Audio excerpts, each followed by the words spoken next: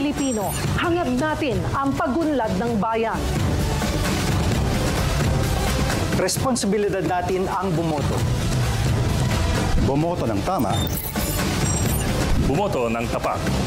Kakampihin ninyo kami. Magbabantay sa balota. Maghahatid ng kumpletong balita.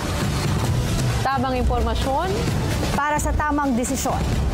Nasa kamay natin ang kinabukasan ng bayan. Tandaan, ngayong halalan, bilang Pilipino, bayan ang ipanalo.